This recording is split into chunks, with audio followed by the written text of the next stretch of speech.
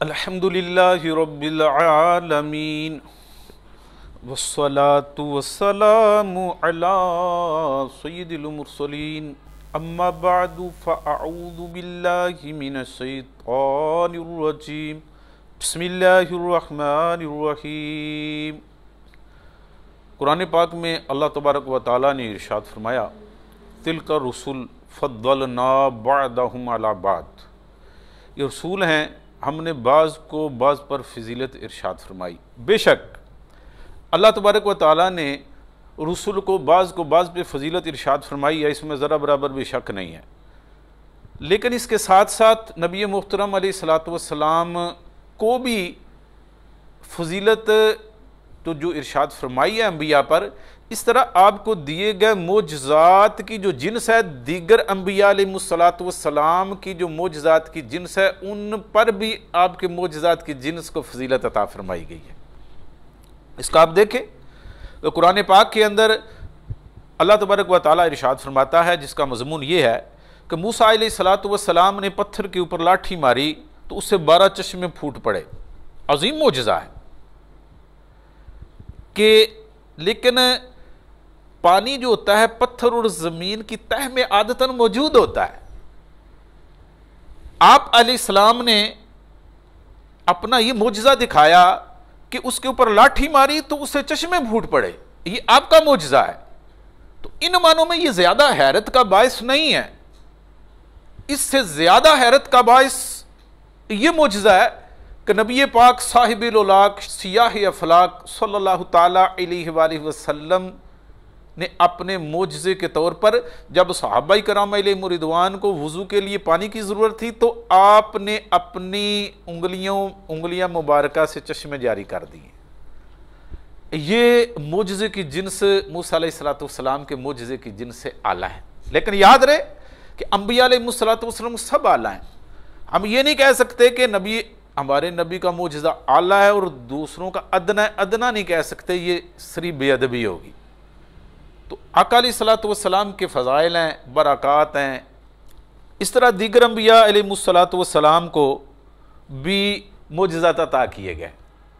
حضرت داؤد علیہ السلام کو معجزہ عطا کیا گیا، آپ علیہ السلام کے ہاتھ کے اندر لوہے کو نرم کر دیا گیا۔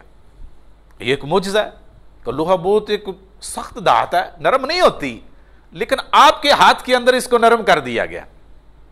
یہ اتنا تعجب کا باعث یہ بھی نہیں ہے، اس سے بڑی تعجب کی بات یہ ہے کہ نبی پاک صاحب الاولاق سیاہ افلاق صلی اللہ تعالیٰ علیہ وآلہ وسلم کے ہاتھ میں پتھر کو نرم کر دیا گیا۔ آپ کے لیے پتھر نرم ہو گیا۔ احد کا پہاڑ، آپ علیہ السلام نے ارشاد فرمایا کہ احد کا پہاڑ ہم سے محبت کرتا ہے، ہم بھی اس سے محبت کرتے ہیں۔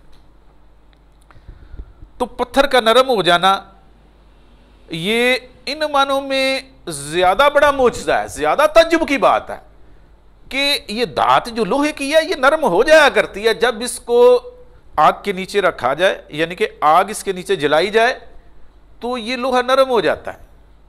تو اس لیے لیکن پتھر ایک ایسی جنس سے تعلق رکھتا ہے کہ یہ نرم نہیں پڑتا، یہ ٹوٹ کے ریزہ ریزہ ضرور ہو جاتا ہے لیکن یہ نرم نہیں پڑتا۔ ان معنوں میں اس کا سرکار علیہ السلام کے لیے نرم ہو جانا یہ بڑا معجزہ ہے۔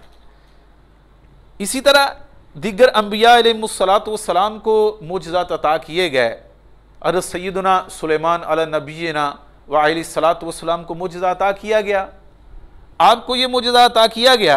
حضرت سلیمان علیہ السلام سے پرندے کلام کیا کرتے تھے، تو انہوں نے سلیمان علیہ السلام سے کلام کیا۔ یہ ان معنوں میں زیادہ تعجب کا باعث نہیں ہے کہ اس سے زیادہ تعجب کا باعث یہ چیز ہے کہ نبی محترم علیہ السلام کے ساتھ پتھروں نے کلام کیا ہے۔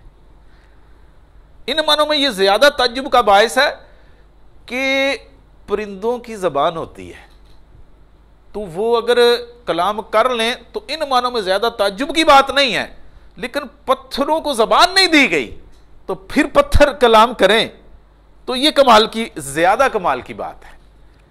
تو نبی علیہ السلام کا ان معنوں میں معجزہ زیادہ قوی ہے آپ علیہ الصلوۃ والسلام ارشاد فرماتے ہیں، اس کو امام مسلم نے اپنی صحیح میں اور امام ترمذی نے بیان فرمایا کہ آپ ارشاد فرماتے ہیں کہ بعثت کی راتوں میں مکے کے میں اس پتھر کو جانتا ہوں جو مجھے سلام کیا کرتا تھا۔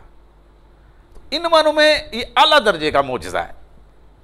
دیگر انبیاء علیہ الصلوۃ والسلام کو بھی ایسے اعلیٰ قسم کے معجزے عطا کیے گئے۔ عیسیٰ علیہ الصلوۃ والسلام کو معجزہ عطا کیا گیا کہ آپ مردوں کو زندہ کیا کرتے تھے۔ 4 مردوں کو آپ نے زندہ کیا، مردہ زندہ ہو گیا۔ یہ بھی ہے تو معجزہ۔ انبیاء علیہ السلام کے معجزے اعلیٰ معجزے ہی ہوا کرتے ہیں، لیکن ان معنوں میں اس میں بہت زیادہ تعجب کی بات، زیادہ یہ باعث حیرت نہیں ہے، کیونکہ مردے انسان تھے اور ان میں پہلے حیات موجود تھی۔ اس سے بڑھ کے معجزہ نبی محترم علیہ الصلوۃ والسلام کا یہ ہے کہ یہودیہ نے آپ کو دعوت میں مدعو کیا، آپ کو گوشت پیش کیا، آپ اور گوشت کے اندر زہر ملا دیا۔ جب آپ اس گوشت کو آپ نے منہ میں ڈالا تو وہ گوشت بول پڑا کہ میرے اندر زہر ہے، حالانکہ گوشت کو زبان نہیں دی گئی، اس کے اندر عادتاً حیات نہیں ہوتی، تو اس کا بول پڑنا کہ میرے اندر زہر ہے، اس کو قوت گویائی کا مل جانا، یہ اعلیٰ درجے کا معجزہ ہے۔